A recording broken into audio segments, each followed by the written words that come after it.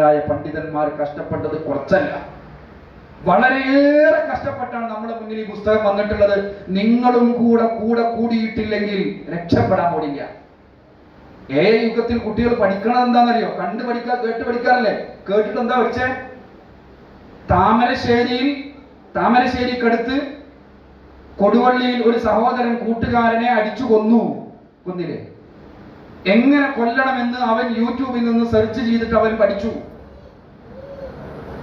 തിരുവനന്തപുരത്ത് സ്വന്തം ഉമ്മയും അനുജനും അടക്കമുള്ള ഒരു സംഘത്തെ മാരക ആയുധങ്ങൾ ഉപയോഗപ്പെടുത്തി ഒരു ചെറുപ്പക്കാരൻ അഫാൻ എന്ന് പറയുന്ന ചങ്ങായി കൊന്നു. അവനെ കുറിച്ച് നമ്മൾ പറയും, ചോര കണ്ടിട്ട് അടപ്പ് മാറാത്തവൻ. എന്താണത് ചെയ്യാനുള്ള കാരണം നിങ്ങൾ പഠിച്ചോ? കേട്ട് പഠിക്കുമെന്ന് നമ്മൾ പറഞ്ഞില്ലേ? ഇതൊന്നുമല്ല. ആൽഫ ജനറേഷനിലെ കുട്ടികൾ ഇനി ചെയ്യാൻ പോകുന്നത് ഇതല്ല.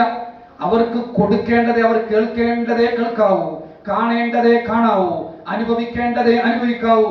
ഇല്ലെങ്കിൽ വരാൻ പോകുന്ന പ്രത്യാഘാതങ്ങൾ അതിഭീകരമാണെന്ന് പഠിപ്പിക്കുന്നത്. എന്താ കാരണം? അങ്ങനെ ഒരു കൊലപാതകം നടത്താൻ അതിന്റെ പുറകിലുള്ള ചേതോവികാരം പരിശോധിച്ചാൽ നമ്മളെ വേദനിപ്പിക്കുന്ന സംഗതികളാണ്. ഇപ്പോഴത്തെ ഒരു പാട്ടിറങ്ങിയെന്നോ നമ്മളൊക്കെ കേട്ടിട്ടുണ്ടാവും. പാട്ട് പാടി ഞങ്ങൾ ചിരിക്കും. Illuminati Illuminati. ആരും കേട്ടിട്ടില്ലല്ലോ, ഒരു ഭാഗ്യം. ഇവിടുന്ന് ആരും അറിയാത്തുള്ളൂ. നിങ്ങൾ കേട്ടിക്കണം ആ പാട്ട് അല്ലേ? ഇല്ലുമിനാറ്റി എന്ന് പറഞ്ഞ പാട്ട് കേട്ടില്ല? സുബ്ഹാനല്ലാഹ്. കേൾക്കാതിരിക്കാൻ അള്ളാഹു തൗഫീക്ക് തരട്ടെ. ആമീൻ പറയാൻ അള്ളാഹു ഭാഗ്യം തരട്ടെ. പിന്നെ ആമീൻ പറയുന്നില്ലേ? ഇല്ലുമിനാറ്റി എന്നൊരു പാട്ട് നിങ്ങൾ കേട്ടിട്ടില്ലേ? സൗദോ കേൾക്കാതെ? ഇത് കേൾക്കാത്തവരെ കേട്ടോന്ന് കൈവന്തിക്കോ? എന്താ ഇല്ലുമിനാറ്റി എന്ന് പറഞ്ഞാൽ എന്താ നിങ്ങൾക്കറിയത്? ഒരു രണ്ട് വാക്കിൽ എന്താണ് ഇല്ലുമിനാറ്റി എന്ന് പറയാൻ കഴിയോ? നിങ്ങൾക്കറിയോ? ഇല്ലുമിനാറ്റി എന്നത് ദജ്ജാലിന്റെ സംഘടനയാണ്. പറഞ്ഞിപ്പോ എന്തൊക്കെയാ പറയണമെന്നില്ലേ? ദജ്ജാലിന്റെ സംഘടന ഞാനല്ല പറഞ്ഞത്. നമ്മൾ ഈ പറഞ്ഞ AI ഉണ്ടല്ലോ, അത് തന്നെയാ പറഞ്ഞു തരുന്നത്. ആരാണ് ദജ്ജാൽ എന്ന് നമ്മൾ ഉപയോഗപ്പെടുത്തിക്കൊണ്ടിരിക്കുന്ന ഫേസ്ബുക്ക്, നമ്മൾ ഉപയോഗപ്പെടുത്തിക്കൊണ്ടിരിക്കുന്ന ഗൂഗിൾ, നമ്മൾ ഉപയോഗപ്പെടുത്തിക്കൊണ്ടിരിക്കുന്ന പിന്നെ എന്ത് ഉപകരണങ്ങളുണ്ടോ അതൊക്കെയും അതിന്റെ പുറകിലെ ഏറ്റവും വലിയ ശക്തി ദജ്ജാലാണ്. ജൂതന്മാരുടെ സംഘടനയാണ് ഇല്ലുമിനാറ്റി.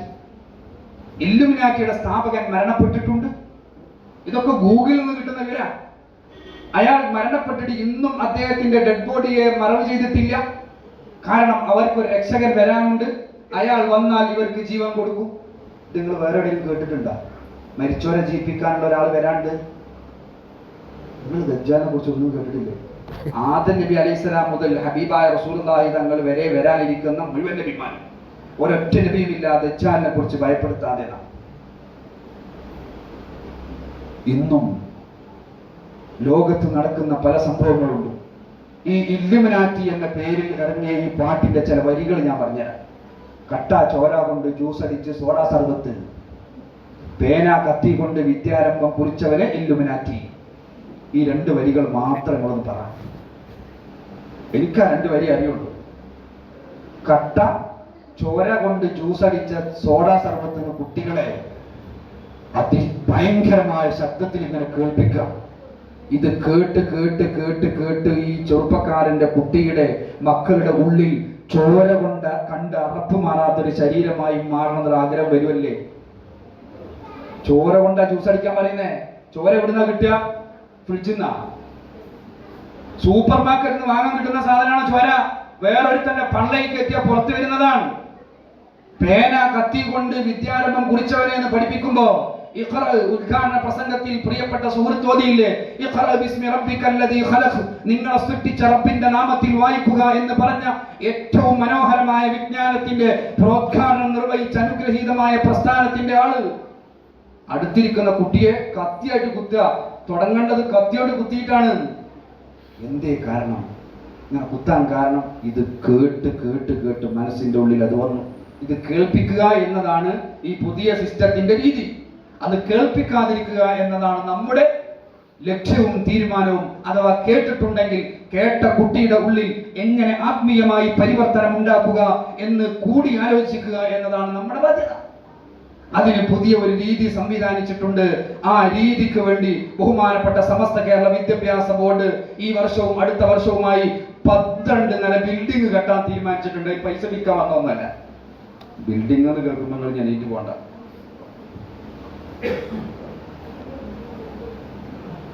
12 നില ബിൽഡിംഗ് സമസ്ത നിർമ്മിക്കാൻ പോവാൻ. ബിൽഡിങ്ങിന് 5 തൂണുണ്ട്. ആ തൂണാണ് ഞാനിവിടെ എഴുതി വെച്ചത്.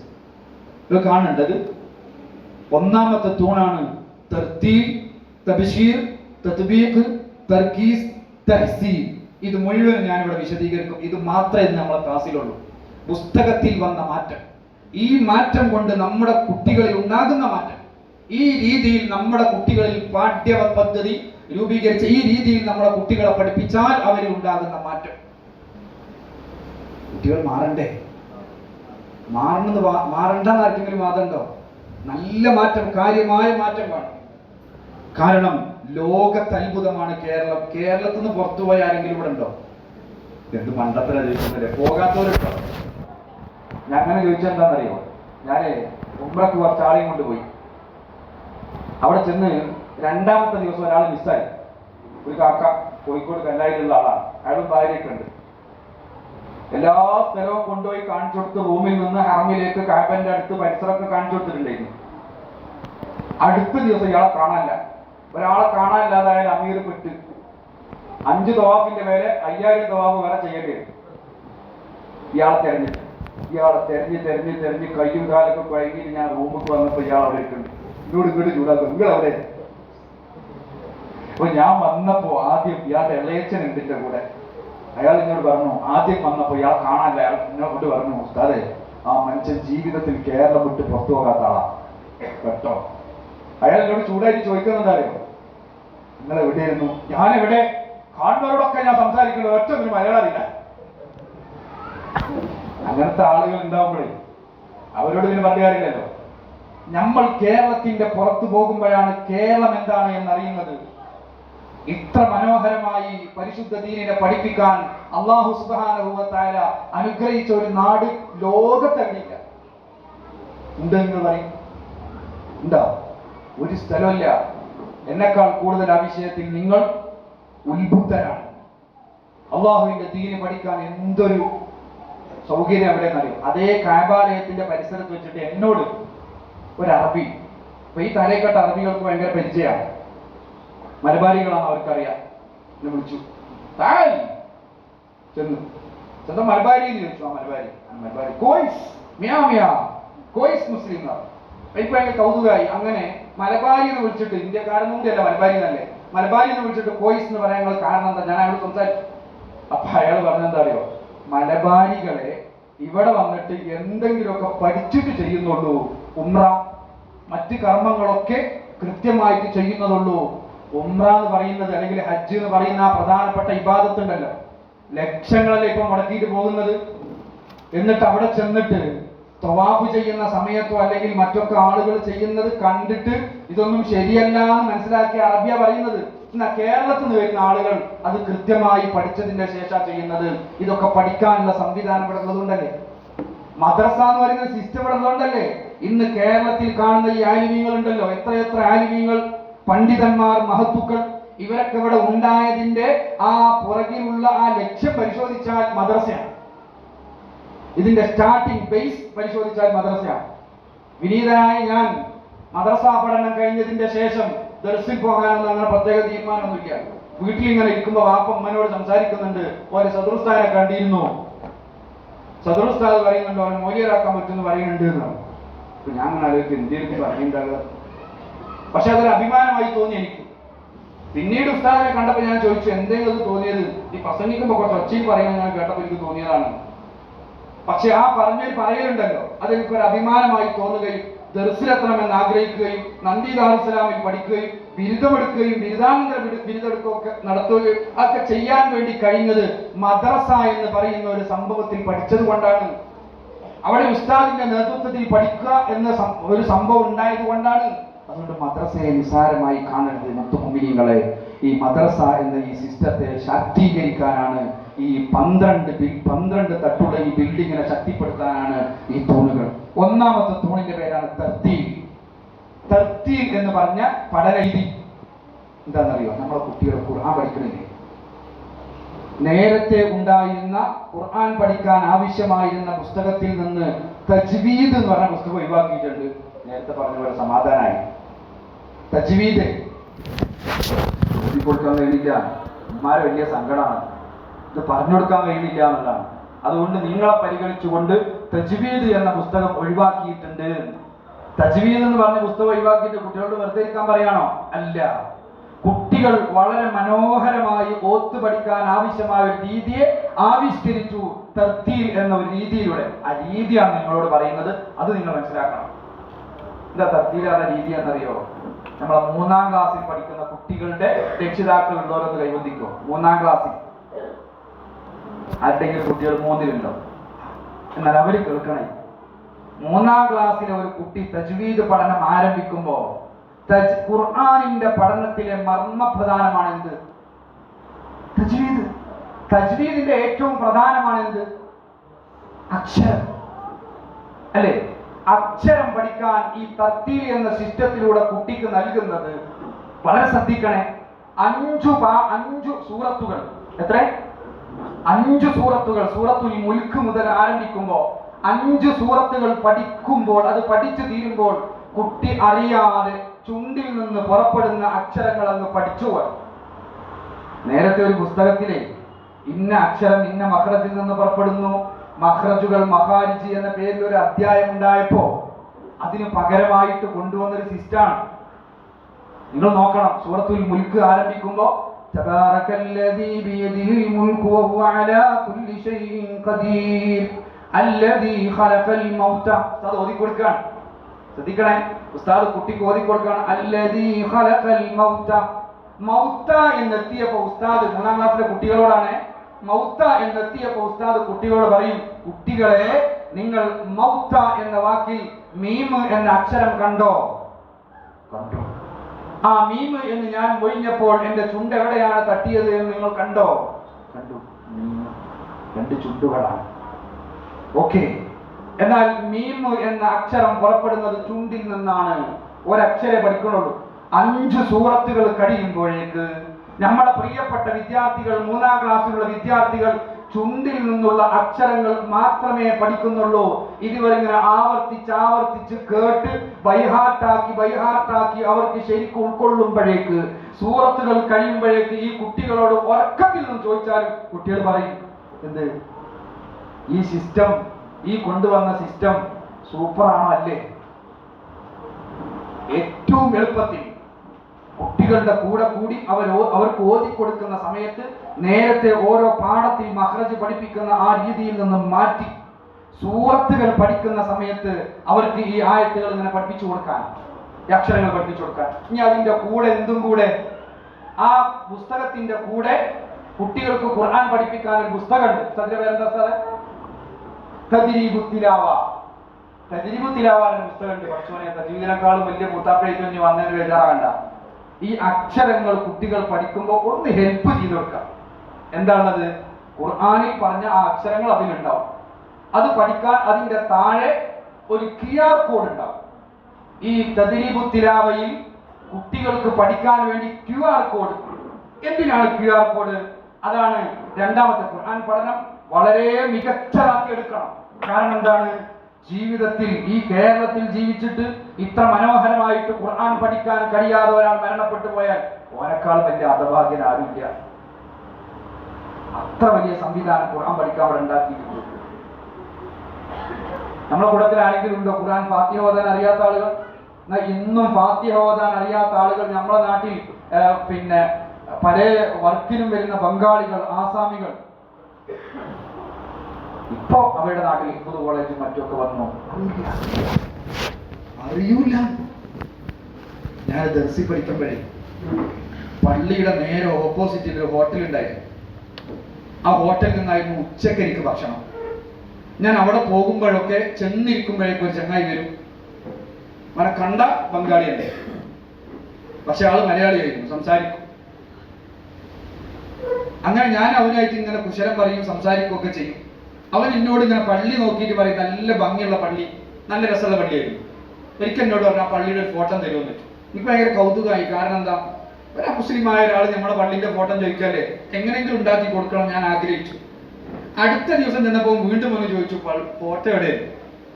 അപ്പൊ ഇവൻ നിരന്തരം ഫോട്ടോ ചോദിച്ചപ്പോൾ ഞാൻ ഇതുവരെ അവനോട് പേര് ചോദിച്ചിട്ടില്ല കേട്ടാ. നമുക്ക് ചിലതുണ്ടല്ലോ അങ്ങനെ പരിചയപ്പെട്ടിട്ട് പിന്നെ പേര് ചോദിക്കാതെ നിങ്ങളെ പേരെന്താന്ന് വെച്ചാൽ പറഞ്ഞു മുഹമ്മദ് ജൗഹർ റളിയല്ലാഹു പറയാൻ തോന്നുന്ന പേരുകൾ. ഇവൻ ഇക്കാലം വരെ പള്ളി കണ്ടിട്ടില്ല. അപ്പൊ ഞാൻ ഉടനെ അവനോട് ചോദിച്ചു, എടാ ചെങ്ങായി 2 കൊല്ലായി നമ്മൾ പരിചയം, ഇതുവരെ ഒരൊറ്റ ഭക്തന് അവിടെ പള്ളിയിൽ വന്നത് കണ്ടില്ലല്ലോ, എന്താണ് അതിന്റെ കാരണം എന്ന് ചോദിച്ചപ്പോ ഈ ചങ്ങായി പറഞ്ഞ എന്താ അറിയോ, എനിക്ക് ഒന്നു കൊടുക്കാൻ അറിയില്ല, നിസ്കരിക്കാൻ അറിയില്ല, ഒരു സംഗതി എനിക്കറിയില്ല. ഇതൊരു സത്യമാണ്. ബംഗാളികളായ ആസാമികൾ ഇങ്ങനത്തെ ആളുകളെ കുറച്ച് ആളുകളൊക്കെ കൂട്ടിയിട്ട് പള്ളിയിൽ നിസ്കരിക്കാൻ വേണ്ടി കൊണ്ടുവന്നു, നിങ്ങളൊന്ന് വരുന്ന. അപ്പൊ ഞാൻ പുറകിലാണ്, ഇമാമിന്റെ ഒക്കെ പുറകിലാണ്. ഇവരെങ്ങനെ നോക്കുന്ന സമയത്ത് എല്ലാവരും ഇരുന്നിട്ട് സലാം വീട്ടി കഴിഞ്ഞിട്ട് ഉസ്താദ് ദ്വാരക്കണ സമയത്ത് ഒരാള് സിഗ്നൽ കൊടുക്കണം ഇങ്ങനെ പിടിക്കാൻ. ദ്വാരക്കുമ്പോ ഇങ്ങനെ പിടിക്കണമെന്ന് പോലും അവർക്കറിയുന്നില്ല. അങ്ങനെ നമ്മളെ നാട്ടിൽ കുറച്ച് ആൾക്കാരുണ്ട് എന്ന് പറഞ്ഞാൽ നിങ്ങൾ വിശ്വസിക്കുമോ? ഇല്ല എന്ന് ഉത്തരം പറയാനുള്ള കാരണം എന്താ പറയുക, നമ്മുടെ നാട്ടിൽ മദ്രസകൾ ഉണ്ടായി എന്നുള്ളതാണ്. അതുകൊണ്ട് മുത്തുമുഅ്മിനീങ്ങളെ, ഖുർആൻ പഠനം കാര്യക്ഷമമാക്കണം. അതിനാവശ്യമായ സംവിധാനം നമ്മുടെ മുന്നിലുണ്ട്. തർത്തീൽ എന്ന് പറയുന്ന ഈ സിസ്റ്റം കുട്ടികളുടെ കൂടെ നമ്മൾ കൂടിക്കൊടുത്താൽ മതി. അവർ ഖുർആൻ ഓതുന്ന സമയത്ത് നമ്മളവിടെ ഉണ്ടായാൽ മതി. എന്തിനാണ് നമ്മളെ കൂടെ അവരുടെ കൂടെ കൂടിക്കൊടുക്കുന്നത്? അവർ ഇത് പഠിക്കുമ്പോ അവർക്ക് ഖുർആൻ അവർ ഉപയോഗിക്കുന്ന രീതിയിൽ നിന്ന് അത് എടുക്കാൻ QR കോഡ് മനസ്സിലായില്ലേ? സാധാരണക്കാരായ ആളുകളോട് ഞാൻ പറയാണ്, മറ്റുള്ളവർക്കൊക്കെ അറിയാലോ, QR കോഡ് അറിയില്ലേ? പെട്ടെന്ന് നമ്മൾ ഉദ്ദേശിക്കുന്ന കാര്യങ്ങൾ ലഭിക്കാനുള്ള ഒരു കോഡാണ് ഇത്. നമ്മളെ പാഠപുസ്തകത്തിലുണ്ട്, നമ്മുടെ പുസ്തകമില്ലല്ലോ, പുസ്തകത്തിൽ ആ കോഡുണ്ട്. അവിടെ ഗൂഗിളിന്റെ മുകളിൽ കാണുന്ന ഒരു ചിഹ്നം, ക്യാമറ ചിഹ്നം, അത് അവിടെ വെച്ച് ഒരു സെർച്ച് ബട്ടൺ ഉണ്ട്. സെർച്ച് ചെയ്താൽ കുട്ടികൾക്ക് ആവശ്യമായ ആ പഠനത്തിന് ആവശ്യമായ ഒരു വീഡിയോ അവിടുന്ന് വരും. ഇത് ആരോ അപ്ലോഡ് ചെയ്തതല്ല, ആരോ യൂട്യൂബിൽ അപ്ലോഡ് ചെയ്ത വീഡിയോ അല്ല. ഈ കുട്ടി ഇത് കൃത്യമായി പഠിക്കാൻ വേണ്ടി പുസ്തകങ്ങൾ സംവിധാനിക്കുന്നതിന്റെ കൂടെ സമസ്ത കേരള വിദ്യാഭ്യാസ ബോർഡിന്റെ ഉത്തരവാദിത്തപ്പെട്ട ആളുകൾ ഒരേ ശൈലിയിലുള്ള ഖുർആൻ പാരായണം കുട്ടികൾ പഠിക്കണമെന്ന് ആഗ്രഹിച്ച് സമസ്ത കേരള വിദ്യാഭ്യാസ ബോർഡ് മഹത്തായ സമസ്ത അപ്ലോഡ് ചെയ്ത വീഡിയോ അവിടെ കിട്ടും. അത് കുട്ടിക്ക് എല്ലാ ക്ലാസ്സിലെ എല്ലാ കുട്ടികൾക്കും ഒരേപോലെ കേൾക്കാനുള്ള കഴിവാണ്, പിന്നെ സിസ്റ്റാണ്. അതുകൊണ്ട് ഈ രണ്ടാമത്തെ തബ്ശീർ എന്ന് പറയുന്ന ആ ഒരു സിസ്റ്റത്തിന്റെ പേരാണ് ഡിജിറ്റൽ പഠനം. എന്തിനാ കുട്ടികൾക്ക് ഡിജിറ്റൽ പഠനം? എന്താ ഡിജിറ്റൽ പഠനം എന്ന് പറഞ്ഞാൽ എന്താ? നിലവിലുള്ള ഉപകരണങ്ങൾ ഉപയോഗപ്പെടുത്തിയിട്ടുള്ള പഠനമാണ്. കമ്പ്യൂട്ടർ, മൊബൈൽ, വീഡിയോ, യൂട്യൂബ്, ഇതൊക്കെ ഉപയോഗപ്പെടുത്തിയിട്ടുള്ള പഠനത്തിനാണ് ഡിജിറ്റൽ പഠനം എന്ന് പറയാം. അത് വേണ്ട എന്ന് പറയാൻ പറ്റൂല. കാരണം എന്താ? കുട്ടികൾ നിരന്തരമായിട്ട് അതിലാണ്. അത് ഉപയോഗിച്ചു കൊണ്ടിരിക്കുന്ന കുട്ടികളെ നമ്മൾ ചെയ്യേണ്ടത് എന്താണ്? അവരുടെ ഉപയോഗം ശരിയായ രീതിയിലേക്ക് കൊണ്ടുവരണം. ഇതിൽ തന്നെയാണ് നമ്മളെ കുട്ടികളുള്ളത്. അവർ നിരന്തരം അത് കാണും. നമ്മൾ കുട്ടികളോട് പറയും, എന്ത് അറിയോ, അത് കാണില്ലേ, മൊബൈൽ എടുത്തിട്ട് പറയും ഇത് കാണരുത്, അത് കാണരുത് എന്ന് പറയും. പിന്നെ എന്ത് പറയില്ല, എന്താ കാണണ്ടേന്ന് പറഞ്ഞു കൊടുക്കൂല. എന്തു കാണണം എന്ന് കുട്ടിയോട് പറയുന്നില്ല, എന്തു കാണണം എന്ന് പഠിപ്പിക്കുകയാണിത്. കുട്ടിക്ക് പഠിക്കാൻ ആവശ്യമായത് അവൻ ഉപയോഗപ്പെടുത്തുന്ന അവന്റെ ഉപകരണത്തിൽ നമ്മൾ നൽകുകയാണ്. തബ്ശീർ എന്ന് പറഞ്ഞാൽ ഡിജിറ്റൽ പഠനമാണ്. അതായത് കുട്ടിക്ക് നിസ്കാരം പഠിക്കണ്ടേ? നിസ്കാരം പഠിക്കാൻ ആവശ്യമായ വീഡിയോകൾ അവിടെ ലഭ്യമാണ്. ഒന്നു എടുക്കുന്നത് പഠിക്കണ്ടേ? ഒന്നു എടുക്കുന്നത് പഠിക്കാൻ ആവശ്യമായ വീഡിയോസുകൾ അവിടെ ലഭ്യമാണ്. അങ്ങനെ എല്ലാം കുട്ടികൾക്ക് അവൻ ഉപയോഗിക്കുന്നതിലൂടെ പഠിക്കാൻ വേണ്ടിയിട്ടാണ് ഈ ഒരു സിസ്റ്റം കൊണ്ടുവന്നിട്ടുള്ളത്. അതുകൊണ്ട് അത് ഉപയോഗപ്പെടുത്തണമെന്ന് വളരെ വിനയത്തോടുകൂടെ ഓർമ്മപ്പെടുത്തുകയാണ്. മൂന്നാമത്തെ സിസ്റ്റമാണ് തത്ബീഖ് എന്ന് പറയുന്നത്. ഇതാണ് ഇതിൽ ഏറ്റവും പ്രധാനപ്പെട്ടത്. നിങ്ങൾ എൻ്റെ കൂടെ വരണം, കുറച്ചു സമയം ഇത് നന്നായിട്ട് ശ്രദ്ധിക്കണം. തത്ബീഖ് എന്ന് പറയുന്നത് പ്രാക്ടിക്കൽ പഠനമാണ്. ഇപ്പൊ നേരത്തെ ഉസ്താദ് പറഞ്ഞില്ലേ, മദ്രസയിൽ കുട്ടികൾ വരുന്നു, സമയമില്ല, ആ ഒരു സമയത്തിന്റെ ഉള്ളിൽ കുട്ടികൾക്കൊന്നും പഠിക്കാൻ കഴിയുന്നില്ല എന്ന് പറഞ്ഞില്ലേ? കഴിയൂല. 1 മണിക്കൂർ കൊണ്ട് എന്ത് പഠിക്കാൻ അല്ലേ? ഈ 1 മണിക്കൂർ പഠനത്തിന്റെ കൂടെ തത്ബീഖ് എന്ന ഈ ഒരു സിസ്റ്റത്തോടു കൂടെ നിങ്ങൾ കുട്ടികളെ പഠിപ്പിക്കണം എന്ന് വിനയത്തോട് ഓർമ്മപ്പെടുത്താൻ. പ്രാക്ടിക്കൽ പഠനം. എന്താ ഈ പ്രാക്ടിക്കൽ പഠനം എന്ന് പറഞ്ഞാൽ? ഉസ്താദ് എഴുതി കൊടുത്ത തിയറി നമ്മൾ വായിച്ചിട്ട് അത് ചെയ്തു കൊടുക്കലാണോ? നിങ്ങൾ എന്താ മനസ്സിലാക്കിയത്? പ്രാക്ടിക്കൽ പഠനം എന്ന് പറഞ്ഞാൽ എന്താണ് നിങ്ങൾ മനസ്സിലാക്കിയത്? എന്താ മനസ്സിലാക്കിയത്? ചെയ്ത് പഠിക്കുക. എങ്ങനെ ചെയ്ത് പഠിക്കുക? കുട്ടി എഴുതി വന്നത് നമ്മളിങ്ങനെ അവനെ കൊണ്ട് ചെയ്യിപ്പിക്കുകയാണോ? ആണോ? ആണോ? കുട്ടി ക്ലാസ്സിൽ നിന്ന് കേട്ടതും ഇവിടെ വർക്ക് ചെയ്തതും കമ്പയർ ചെയ്തുകൊണ്ട് കുട്ടി പഠിക്കും. പ്രാക്ടിക്കൽ വരുന്നത് നമ്മുടെ പ്രവർത്തനത്തിലാണ്. ഞാൻ പറഞ്ഞുതരാം, ഒരു സംഗതി പറഞ്ഞുതരാം. നിങ്ങളൊന്ന് നിസ്കാരത്തിന് സലാം വീട്ടുന്ന പോലെ ഉസ്താവിട്ടണ്ടേ, എല്ലാവരും ഒന്ന് സലാം വീട്ടി. അസ്സലാമു അലൈക്കും വറഹ്മത്തുള്ളാഹി അസ്സലാം. ഒന്നും സലാം വീട്ടി. നിസ്കാരത്തിൽ നിങ്ങൾ സലാം വീട്ടുന്ന പോലെ ചെയ്താണ്. ഒന്ന് ഇരുന്നിട്ട്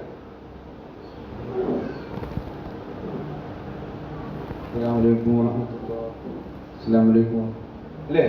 ഇങ്ങനെ നമ്മൾ തല ഒന്ന് ഇങ്ങനെ ഇങ്ങോട്ടാക്കും അല്ലേ? ഏത് മോനൊന്ന് ചെയ്താ ഒന്ന് സലാം വീട്ടിക്കാം. സലാം ഞങ്ങൾ കുടുങ്ങി, ഞങ്ങള് കുറച്ചു നേരം കുടുങ്ങിയാൽ മതിയാവുള്ളൂ. ഇപ്പൊ ഈ കുട്ടി സലാം കിട്ടിയ സമയത്ത് ഒരു ആക്ഷൻ വന്നിട്ട് ശ്രദ്ധിച്ചോ? അസ്സലാമു അലൈക്കും വറഹ്മത്തുള്ളാഹി. ഇത് മോനെ എവിടുന്ന് പഠിച്ചതാ? മദ്രസ ഉസ്താദ് കാണിച്ചു തന്നിരുന്നോ? അസ്സലാമു അലൈക്കും ഉസ്താദ് അങ്ങനെ പറഞ്ഞിരുന്നോ ഇങ്ങനെ സലാം കിട്ടണം? സലാം വീട്ടുന്ന സമയത്ത് വിഷമായോ? ഇല്ലല്ലോ. ഇങ്ങനെ സലാം വീട്ടുമ്പോ മോനെ സലാം കിട്ടിയ ഒന്നാ ശരിക്കും ഒന്ന് എണീറ്റ് മോനെ വേണ്ടേ? അതെ, സലാം വീട്ടുമ്പോ ഒരു രീതി ഉണ്ട്. എന്താ അറിയോ? അസ്സലാമു അലൈക്കും തല കുളിക്കണുണ്ട് കാണാം. ഇത് എവിടുന്ന് പഠിച്ചതാണെന്നറിയോ? ഇമ്മന്റെ അടുത്തുനിന്ന് പഠിച്ചതാ. ഇമ്മനെ കുറ്റം പറഞ്ഞാലുണ്ടോ? ഉമ്മ വല്യമാരെന്ന് പഠിച്ചാണ്.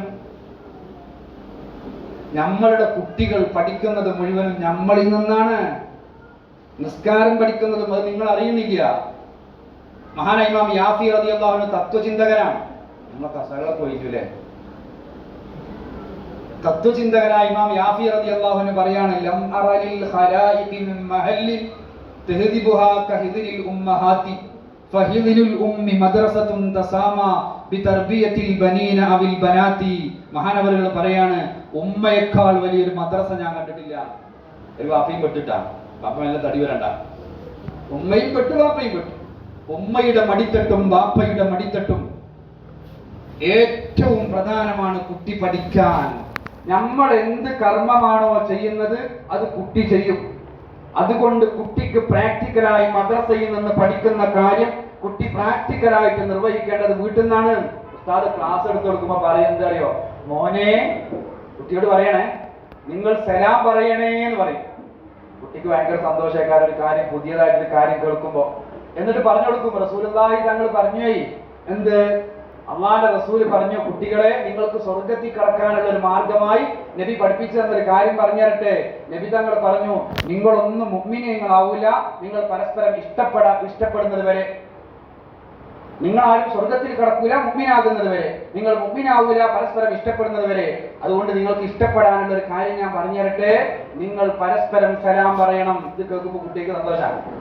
കുട്ടിയൊക്കെ ഏറ്റവും പോലെ ഇഷ്ടം ഉണ്ടാകേണ്ടത് ആരോടാന്നറിയോ? ആരോടാ? ഉമ്മനോടായിരിക്കും.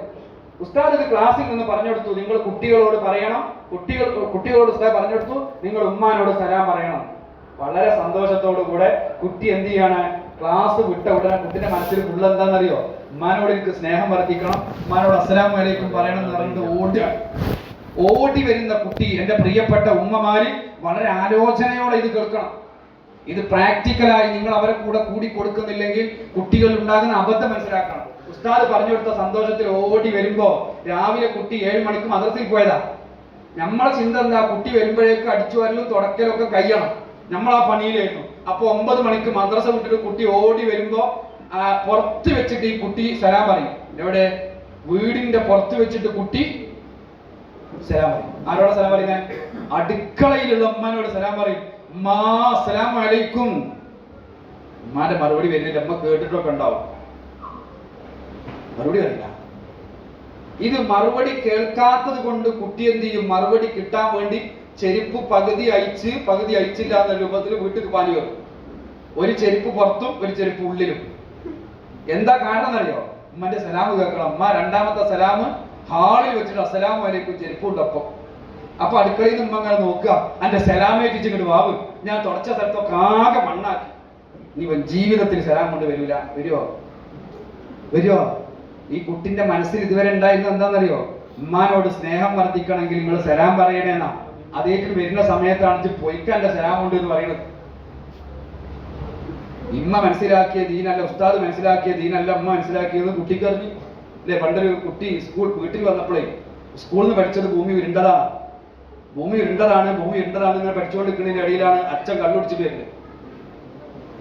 നന്നായിട്ട് അടിച്ചിട്ടാ വരുന്നത്. മോൻ അങ്ങനെ പഠിക്കാണ്, ഭൂമി ഉരുണ്ടതാകുന്നു. അച്ഛൻ ദേഷ്യം പിടിച്ചു. ആരാടാ പറഞ്ഞത് ഭൂമി പരന്നതാന്ന് പറയാം. കൺഫ്യൂഷനായി. അച്ഛനും അടിക്കും, സാറ് ഒന്നും അടിക്കൂലേ? ലാസ്റ്റ് ഇവനൊരു തീരുമാനത്തിലെത്തി. ഇവൻ പഠിക്കാൻ തുടങ്ങി. സാറിന്റെ ഭൂമി ഉരുണ്ടത്, അച്ഛന്റെ ഭൂമി പരന്നത്. ഇങ്ങനെ രണ്ട് ദീനാണ് ഇവിടെ. ഉസ്താദിന്റെ ദീനൊന്ന് വേറെ, രക്ഷിതാക്കളുടെ ദീനൊന്ന് വേറെ. കുട്ടി വീട്ടിൽ നിന്ന് പഠിക്കുന്ന ദീനല്ല. കുട്ടി വീട്ടിൽ വന്നാൽ രക്ഷിതാക്കളിൽ നിന്ന് കാണുന്നത് പ്രാക്ടിക്കലായി. കുട്ടിക്ക് വീട്ടിൽ നിന്ന് ഇത് കൃത്യമായി ചെയ്യാൻ കഴിഞ്ഞിട്ടില്ലെങ്കിൽ ഇത് മുഴുവനും വൃഥാവിലാണ്. ആൾക്കാരെ മനസ്സിലാക്കാൻ ഭാഗ്യം തരട്ടെ. ഞാൻ സുദീർഘമായിട്ട് പറയല്ല. അതുകൊണ്ട് പ്രാക്ടിക്കൽ പ്രധാനമാണ് എന്നതുകൊണ്ടാണ് ഞാനിത് പറഞ്ഞത്. എല്ലാം പഠിക്കേണ്ടത് രക്ഷിതാവിൽ നിന്നാണ്. നമ്മൾ പറയും നേരത്തെ പോടാ സ്കൂളിലേക്ക് എന്ന് പറയും, നേരത്തെ പോടാ മദ്രസയിലേക്ക്. കുട്ടി വരുമ്പോ കാണണം എന്താ അറിയോ? ഉമ്മ പറയാണ്, അപ്പുറത്തെ വീട്ടിൽ വിളിച്ചിട്ട് പറയാണ്, എന്റെ പണി ഒന്നും ഒരുങ്ങിയിട്ടില്ല. കുട്ടിനോട് നമ്മൾ കൃത്യനിഷ്ഠത പഠിപ്പിക്കൂലേ? ബാപ്പ ഫോൺ വിളിച്ചിട്ട് പറയാണ്, ഞാൻ വരാന്ന് കരുതിയെന്നു, എനിക്ക് ഇതുവരെ കൃത്യമായിട്ട് വരാൻ കഴിഞ്ഞില്ല, അതുകൊണ്ട് എനിക്ക് എത്താൻ കഴിഞ്ഞില്ല. കുട്ടിയെ കൃത്യമായി പോകാൻ പറഞ്ഞു കൊടുക്കല്ല ചെയ്യേണ്ടത്. പിന്നെ നമ്മൾ പോയി കാണിച്ചു കൊടുക്കണം. കൃത്യമായിട്ട് നമ്മൾ ഇറങ്ങുന്നത് കാണണം. കുട്ടിക്ക് ബോധ്യപ്പെടുത്തി കൊടുക്കണം. എന്തെന്നറിയോ? കൃത്യനിഷ്ഠത എന്ന് പറയുന്ന സംഗതി കുട്ടിയോട് പറഞ്ഞു കൊടുക്കണം. ഒരു കാര്യത്തിലേക്ക് കൃത്യമായി എത്താൻ കഴിഞ്ഞിട്ടില്ലെങ്കിൽ, അല്ലെങ്കിൽ നാളെ ആവാം അങ്ങനെ സ്വഭാവം ഉണ്ടാകും. കുട്ടികൾ രണ്ട് സ്വഭാവമാണ് കുട്ടികളിൽ ഉണ്ടാവുക പഠിക്കുമ്പോൾ. ആ രണ്ട് സ്വഭാവം കുട്ടികളിൽ നിന്ന് ഇല്ലാതെയാക്കാൻ രക്ഷിതാവ് കഷ്ടപ്പെടണം. ആ രക്ഷിതാവ് ജീവിതത്തിൽ കാണിച്ചു കൊടുക്കണം. രണ്ട് സ്വഭാവം എന്താ? ഒന്ന് നാളെ ആവാം. കുട്ടിനോട് പഠിക്കാൻ പറയുമ്പോൾ കുട്ടി പറയും, ഉമ്മ നാളെ പഠിക്കാം. ഇത് ഉമ്മ ഇവിടെ ചെയ്യുന്നുണ്ട്. എന്ത്? അലക്കൽ നാളെ അലക്കാം, ഉണ്ടാക്കൽ നാളെ ഉണ്ടാക്കാം, പോകൽ നാളെ ആവാം. ഇനിയോ കറക്റ്റായിട്ട് വീട്ടിലേക്ക് പോകാൻ വേണ്ടി ഒരുങ്ങി നിൽക്കുമ്പോഴാണ് പിന്നെ ഒരുങ്ങി സമയം കഴിഞ്ഞിട്ട് നമ്മൾ ചെല്ലുമ്പോഴൊക്കെ കഴിഞ്ഞു. അപ്പുറത്തെ വീട്ടിൽ മൗലൂദുണ്ട്. മൗലൂദിന് കൂടാതെ നമ്മൾ ഭക്ഷണം കഴിക്കാൻ അങ്ങനെ ചെല്ലണത്. ഉമ്മ പറഞ്ഞു നമ്മൾ എത്തിയില്ല. ഇത് കുട്ടി കണ്ടില്ലേ? അപ്പൊ ആ കുട്ടിയോട് പറഞ്ഞു കൊടുത്താൽ മാത്രം പോരാ. ഇങ്ങനെ ചെയ്യുമ്പോൾ ഉണ്ടാകുന്ന അബദ്ധം എന്താണെന്നറിയോ? തസവ്വജത്തിൽ ബതാലതു ബിത്തവാനി ഫഔലദഹാ ഉലാമൻ മഅ ഉലാമ ഫഅമ്മൽ ലിബ്നു സമ്മാഹു ബിഫഖ്രി വഅമ്മൽ ലിബ്നു സമ്മാഹാ ബിന്നദാമ. രണ്ടാൾ കല്യാണം കഴിച്ചു. ഒരാളുടെ പേര് തവാനി എന്നും മറ്റൊരാളുടെ പേര് ബതാലത്ത് എന്നുമാണ്. തവാനി അപ്പൊ പിന്ത എന്തിനും ബാക്കിലാവും ആള്. കുറച്ച് സമയം കഴിഞ്ഞിട്ടേ വരുള്ളൂ, ബെല്ലടിച്ചിട്ടേ വരുള്ളൂ, അല്ലെങ്കിൽ പിന്നെ കറക്റ്റ് സമയത്ത് എഴുന്നേൽക്കൂല. അങ്ങനെ അതും പിന്നെയോ നാളെയാവാം എന്നതും കല്യാണം കഴിച്ചു. അങ്ങനെ കല്യാണം കഴിച്ചപ്പോൾ രണ്ട് കുട്ടികളുണ്ടായി, ഒരു ആൺകുട്ടി ഒരു പെൺകുട്ടി. ആൺകുട്ടിക്ക് പേരിട്ടു, ആൺകുട്ടിയുടെ പേരാണ് ഫഖർ. ഫഖർ എന്താ? ദാരിദ്ര്യം. പെൺകുട്ടിക്ക് പേരിട്ടു നദാമ, ഖേദം. ഈ ബൈത്തിലൂടെ പാട്ടിലൂടെ നമുക്ക് പറഞ്ഞു തരുന്നത് നാളെയാവാം എന്ന് പറയൽ കൊണ്ടും പിന്തൽ കൊണ്ടും ഒരാളുടെ ജീവിതത്തിൽ ഉണ്ടാകാൻ പോകുന്നത് തിരിച്ചെടുക്കാൻ പറ്റാത്ത ഖേദവും ദാരിദ്ര്യമാണ്. അത് കുട്ടിക്ക് മോനെ എങ്ങനെ അയാൾക്ക് ദാരിദ്ര്യം ഉണ്ടാവും, ഇജ്ജ് പഠിച്ചു എരൂല എന്ന് പറഞ്ഞിട്ട് കാര്യമില്ല. നമ്മുടെ ജീവിതത്തിൽ കൃത്യനിഷ്ഠത അനുഭവത്തിലൂടെ പ്രാക്ടിക്കലായി കാണിച്ചു കൊടുക്കണം. അല്ലാഹു ഭാഗ്യം തരട്ടെ. എല്ലാം നമ്മൾ ചെയ്യുന്നത് നോക്കിയാണ് കുട്ടി ചെയ്യുന്നത്. പ്രാക്ടിക്കൽ പ്രധാനമാണ്. തത്ബീഖ് എന്ന് പറയുന്ന ഈ ഒരു സിസ്റ്റം ഇതിൽ പ്രധാനമാണ്. ഈ ആൽഫ ജനറേഷനിൽ വളരുന്ന കുട്ടി, അതായത് 2010 മുതൽ 2025 വരെ വളരുന്ന ഈ കുട്ടികൾ പഠിക്കുന്ന രീതിയിൽ അതിപ്രധാനമാണ് പ്രാക്ടിക്കൽ. നമ്മൾ എന്താണോ ചെയ്യുന്നത് അതേ ചെയ്യും. നമ്മളെ പോലെ ആകണ്ടാന്നോലോട് നിങ്ങൾ എത്ര പറഞ്ഞിട്ടും കാര്യമില്ല. നമ്മൾ അവരാരാകണം അങ്ങനെ നമ്മളാകാൻ വേണ്ടത് അല്ലേ? പണ്ട് ബാപ്പ കുട്ടിനോട് ചോദിച്ചു, എനിക്ക് ആരാവണം? ബാപ്പ കുട്ടി പറഞ്ഞു, എനിക്ക് നിങ്ങളെ പോലെ ആയാൽ മതി. കാരണം ബാപ്പ പള്ളി പ്രസിഡന്റാണ്, നാട്ടിലെ പ്രധാനപ്പെട്ട ആളാണ്, പഞ്ചായത്ത് കമ്മിറ്റിയിലൊക്കെ ഉള്ള ആളാണ്. അതുകൊണ്ട് തന്നെ മോൻ പറഞ്ഞു എനിക്ക് റോൾ മോഡൽ ആക്കാൻ പറ്റിയ ആളാണ് നിങ്ങളെ പോലെയാണ് ആകേണ്ടത്. ഇത് കേട്ടപ്പോൾ വാപ്പ പറഞ്ഞു ഓക്കെ, ജിന്നെ പോലെ ആകാൻ ആഗ്രഹിച്ച ഞാൻ ഉമറുൽ ഖത്താബിനെ പോലെ ആകാൻ ആഗ്രഹിച്ചിട്ട് അങ്ങനെയായിരുന്നു, പിന്നെ ജിന്നെ പോലെ ആകാൻ ആഗ്രഹിച്ച ആരാവുക? നമ്മളെ റോൾ മോഡല്, മക്കളുടെ റോൾ മോഡൽ നമ്മളാ. ഹബീബായ റസൂലുള്ളാഹി സ്വല്ലല്ലാഹു അലൈഹി വസല്ലം തങ്ങൾ പറയുന്നുണ്ട്, അൽ ബിന്തു അൽ അബ്നാഉ സിർറു അബവൈഹി, കുട്ടികൾ ബാപ്പന്റെ രഹസ്യമാണ്. നമ്മുടെ ഉള്ളിലുള്ള സ്വഭാവം എന്താണോ പുറത്തുള്ള സ്വഭാവം എന്താണോ അത് ഒപ്പിയെടുത്ത് വളരുന്നവരാണ് നമ്മളെ കുട്ടികൾ. അതുകൊണ്ട് അവരെ മെച്ചപ്പെടുത്താനുള്ള പുതിയ ഈ ഒരു രീതിയോട് നമ്മൾ ഏറെ സഹകരിക്കണമെന്ന് ഓർമ്മപ്പെടുത്തുകയാണ്. ഈ ഒരു രീതിയോട് നമ്മൾ സഹകരിച്ചിട്ടില്ലെങ്കിൽ പ്രശ്നം എന്താ അറിയോ? കുട്ടികളുടെ നിസ്കാരം മാത്രമല്ല പ്രശ്നമാകുക. ശ്രദ്ധിക്കണേ, തത്ബീഖിനോട് നമ്മൾ സഹകരിച്ചിട്ടില്ലെങ്കിൽ, പ്രാക്ടിക്കലിനോട് സഹകരിച്ചിട്ടില്ലെങ്കിൽ കുട്ടിയുടെ നിസ്കാരത്തിൽ മാത്രമല്ല പ്രശ്നമാകുക, നജസ് വൃത്തിയാകുന്നതിൽ പോലും പ്രശ്നം വരും. നജസ് കുട്ടി ഏതാ കുട്ടി എന്നറിയോ? ഏതാ കുട്ടി? കുട്ടിക്കൊക്കെ വെള്ളം, this is water, that is water അല്ലേ? ഒക്കെ വെള്ളമാണ്. ഇത് മൂത്രമാണ്, ഇത് നജസാണ് എന്ന് കുട്ടിക്ക് പറഞ്ഞു കൊടുക്കണം. ഈ പറഞ്ഞു കൊടുത്താൽ മതിയോ? ഇത് മൂത്രാടാ, ഇത് നജസാടാ. എന്ത് നജസ്? ആ നജസിൽ കടന്ന് കളിച്ചു വളർന്ന കുട്ടിയാ. ഈ കുട്ടിക്ക് ഇത് നജസാണെന്ന് എങ്ങനെ മനസ്സിലാകുക? ഉമ്മാന്റെ രീതി എന്താ? ഉമ്മയുടെ രീതി ഇവിടെ വരെ അല്ലട്ടാ, ഇടക്കിടക്ക് പറയണല്ലേ, ഈ പ്രശ്നമാണ്. വഴി ഒന്നല്ലേ ഉള്ളൂ അല്ലേ? അതായത് കുട്ടി മൂത്രയിച്ചാൽ അതിന്റെ മുകളിൽ മേലുള്ള കുട്ടി ഇത് കാണും. കുട്ടി മൂത്രയിച്ചാൽ എന്ത് ചെയ്യും? കുട്ടിയെ മൂത്രയിച്ച കുട്ടിയെ അങ്ങനെ എടുത്ത് ഒക്കത്ത് വെക്കും. എന്നിട്ട് കുട്ടിനെ കുളിപ്പിക്കാൻ കൊണ്ടുപോവാ. കുളിപ്പിക്കുന്ന രീതി എങ്ങനെയാ? മൂത്രക്കായ കുട്ടിനെ കൊണ്ടുപോയിട്ട് ഒരു പാത്രത്തിൽ ഇരുത്തും. എന്നിട്ട് അതിന്റെ മേലെ കൂടി വെള്ളം പാരും. എന്നിട്ട് കുട്ടിനെ അതിനെടുത്തിട്ട് വീണ്ടും ഒക്കത്ത് വെക്കും. എന്നിട്ട് കയ്യിലുള്ള തട്ടം കൊണ്ട് ഇങ്ങോട്ട് തുറക്കും. ഇപ്പോ കുട്ടി, ചട്ടി, തട്ടോ എല്ലാം നജസായി. ഒരു തുടക്കൽ കൂടി കഴിഞ്ഞാൽ ആയില്ലേ? ഈ ഒരു നജസിനോട് കാണിക്കുന്ന ഈ ഒരു രീതി കുട്ടി പഠിച്ചാൽ എന്താണ് നജസ്, നജസിനെ എങ്ങനെയാണ് അകറ്റേണ്ടതെന്ന് കുട്ടിക്ക് മനസ്സിലാവില്ല. ക്ലാസ്സിൽ നിന്ന് ഉസ്താദ് പറഞ്ഞെടുക്കുന്ന രീതി കൊണ്ട് ഒരിക്കലും കുട്ടി നജസ് പഠിക്കണില്ല. അതുകൊണ്ട് നജസിനോട് നമ്മൾ സമീപിക്കുന്ന സമീപനം എങ്ങനെയാണോ, നജസ് പലർന്നാൽ മുത്തുമുമ്മിനികളെ നിസ്കാരം ശരിയാവില്ല. അതുകൊണ്ട് നിങ്ങളാണ് ആദ്യം ഈ പുസ്തകങ്ങളൊക്കെ പഠിക്കേണ്ടത്. പെട്ടോ മീറ്റിംഗ് വേണ്ടില്ലായിരുന്നു അല്ലേ? നമ്മളെ ഓൺലൈൻ സിസ്റ്റം വന്നില്ലേ? അന്നൊരു ഉമ്മ അഭിമാനത്തോടെ പറഞ്ഞെന്താ അറിയോ? ഞാൻ സമസ്തയുടെ മുഴുവൻ പുസ്തകങ്ങളും പഠിച്ചു. ഓൺലൈനിലുണ്ടെന്ന പുസ്തകങ്ങളൊക്കെ മദ്രസയിലെ 1, 2 മാറ്റി വെച്ചോ. 3 മുതൽ 5 വരെ, 6 വേണ്ട 5 വരെയുള്ള പുസ്തകങ്ങൾ മാത്രം നിങ്ങൾ വായിച്ചാൽ ഒരു മുസ്ലിമിന് ജീവിക്കാൻ ആവശ്യമായ എല്ലാം വളരെ ഭംഗിയായി സംവിധാനം ചെയ്തിട്ടുണ്ട് സാറേ. എത്ര മനോഹരമെന്നറിയോ? നമ്മൾ മദ്രസയിലെ പുസ്തകങ്ങൾ എടുത്തു നോക്കാനിട്ടാണ്. ഒരു മനുഷ്യന്റെ ജീവിതത്തിൽ അവൻ ചെയ്യേണ്ട, അവന്റെ നിഖില മേഖലയിൽ അവൻക്ക് ആവശ്യമായ അറിവിന്റെ ബാലപാഠം നമ്മുടെ വിദ്യാഭ്യാസ ബോർഡ് മനോഹരമായി കൊത്തിവെച്ചിട്ടുണ്ട്. അത്ര അടിപൊളി സിസ്റ്റാണ്. കൂടെ നിൽക്കണമെന്ന് മാത്രം അല്ലാഹു തആല തൗഫീഖ് തന്ന് അനുഗ്രഹിക്കുമാറാകട്ടെ. അതുകൊണ്ട് നിസ്കാരത്തിന്റെ കാര്യം മാത്രമല്ല, നജസ് വൃത്തിയാക്കുന്നതിലും മറ്റെല്ലാ കാര്യങ്ങളിലും നിങ്ങൾ കുട്ടികൾക്ക് പ്രാക്ടിക്കലായി അത് പഠിപ്പിച്ചു കൊടുക്കാൻ കൂടെ നിൽക്കണമെന്ന് ഓർമ്മപ്പെടുത്താണ്. അടുത്ത സിസ്റ്റമാണ് തർക്കീസ്. തർക്കീസ് കാണുന്നില്ല നിങ്ങൾ? തർക്കീസ് എന്ന് പറഞ്ഞാൽ ഇതൊരു ഭയങ്കര സംഭവമാണ്. അതായത് സൈക്കോളജിക്കലാണ്. അതായത് കുട്ടിയുടെ ഏജ് മനസ്സിലാക്കിയിട്ട് പഠിപ്പിക്കുക. നേരത്തെ എല്ലാ കുട്ടികളെയും നമ്മൾ ഒരേപോലെ ഉപദേശിക്കാനും ഒന്നിച്ചിരുത്തിയിട്ട് ഒരൊറ്റ വയത് അത് പറ്റില്ല.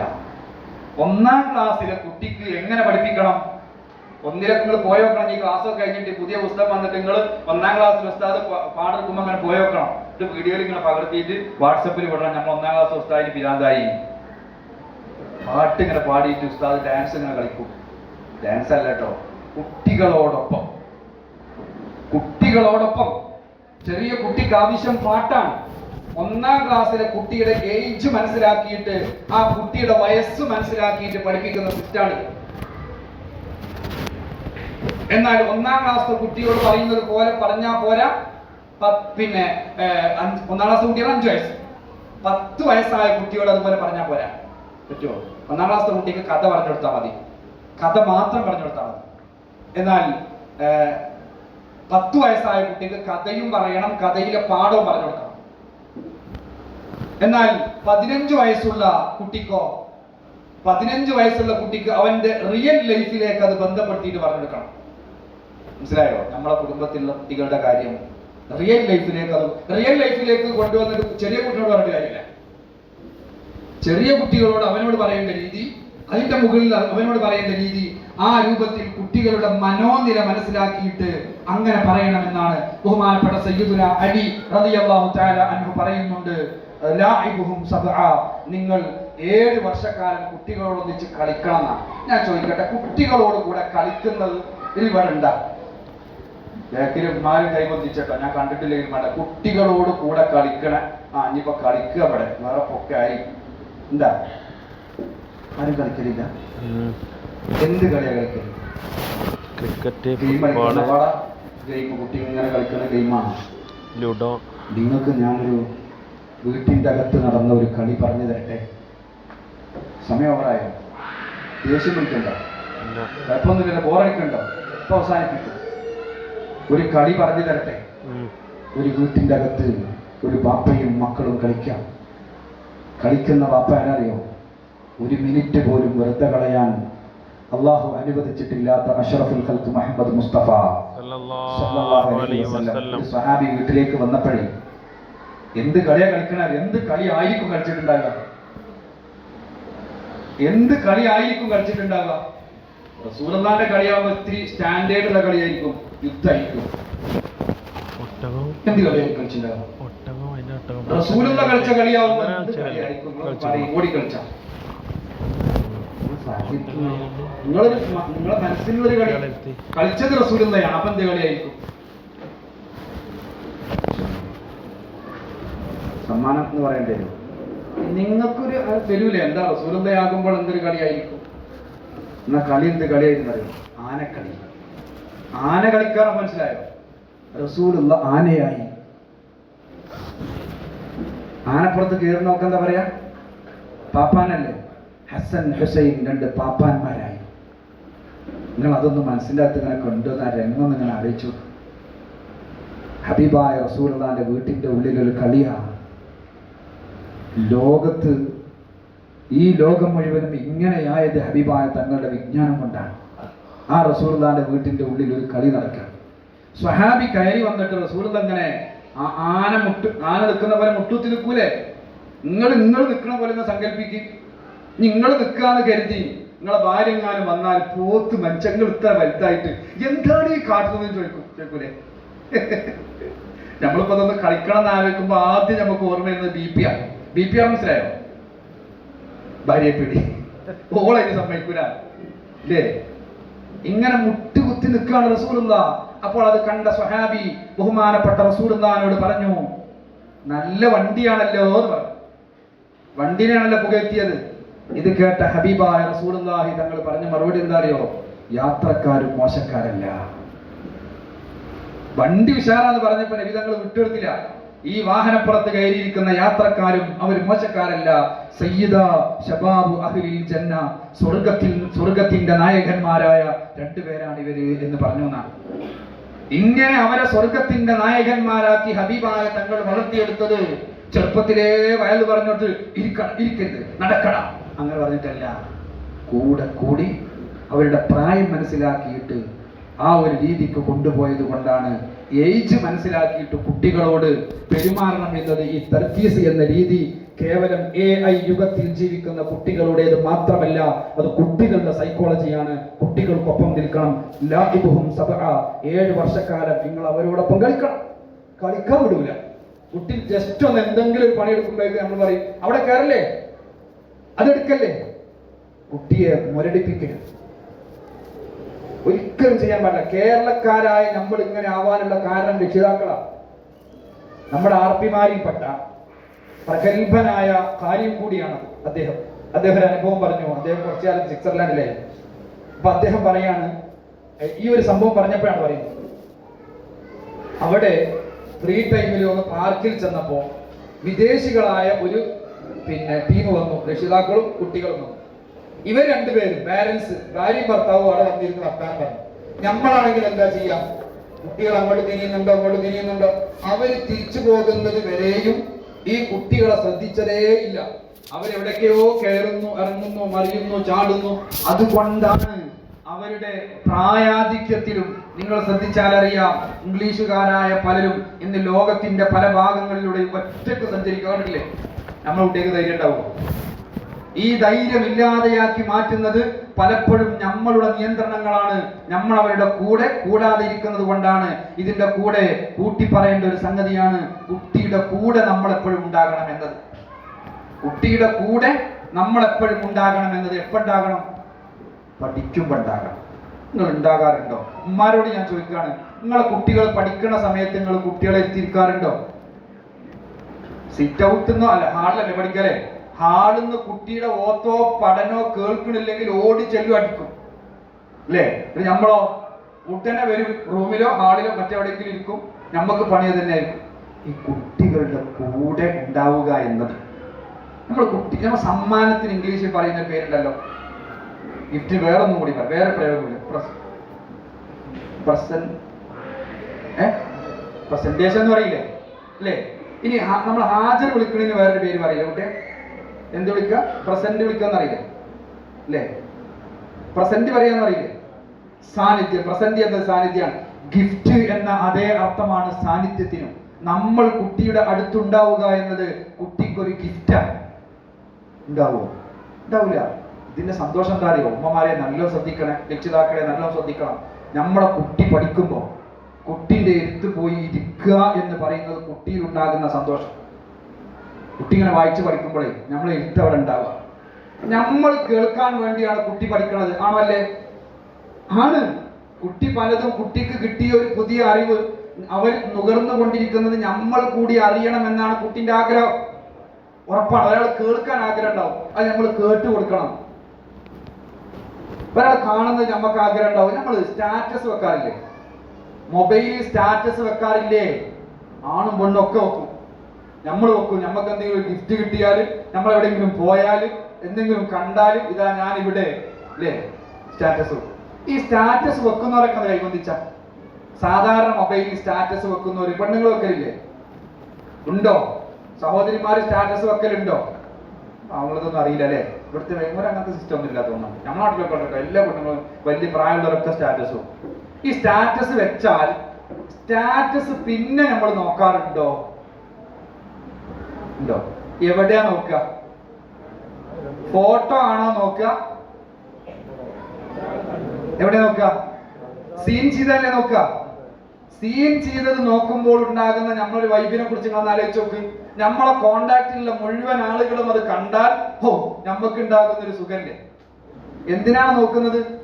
ഒരു മനസുഖം അല്ലേ? ആ മനസുഖത്തിനാണല്ലോ നോക്കുന്നത്. നമ്മൾ വെച്ചത് എല്ലാവരും കണ്ടുക്കണമെങ്കിൽ നമുക്ക് പഠിച്ചോനെ ഓ എന്താ, അതുകൊണ്ട് എന്തെങ്കിലും കിട്ടുമോ? ഇല്ല. ഇത് നമുക്ക് തരുന്ന ഒരു സുഖം ഉണ്ടല്ലോ.